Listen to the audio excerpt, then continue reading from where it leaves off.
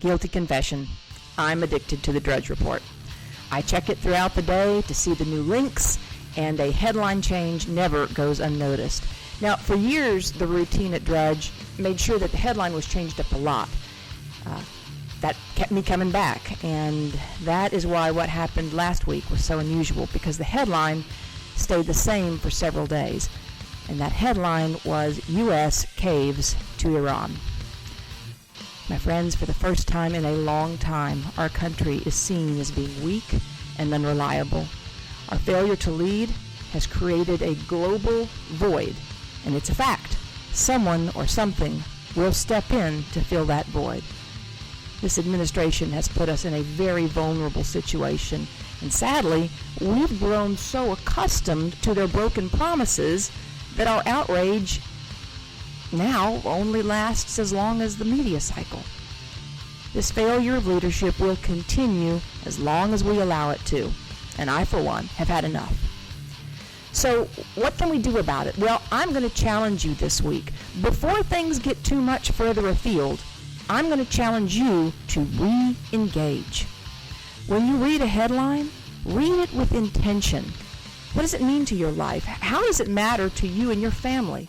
And if you don't like what you read or what you hear, what can you do to change it? Examine your motivations on the big stuff and the small stuff, and resolve to do something. Some one thing that takes you from passive to active.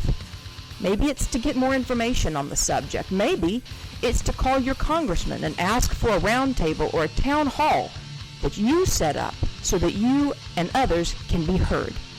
Maybe have dinner at the table tonight and talk with your kids about what's in the headlines and why it matters to your family. Encourage them to think. How about add America and our leaders to your daily prayer list? Or spread the word by telling your friends about this radio show, or join up with True the Vote. The point is, you are not powerless. You have a voice and a responsibility to use it. My friends, being an American is no longer a spectator sport.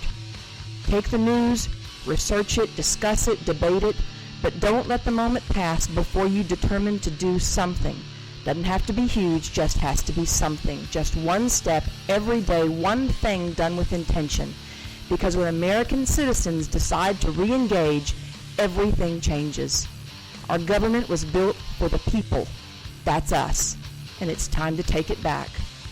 Each in our own way, starting to make it happen. And if we do it now, by 2016, the power of engaged citizens will be unstoppable. This is Catherine Englebrecht. Onward.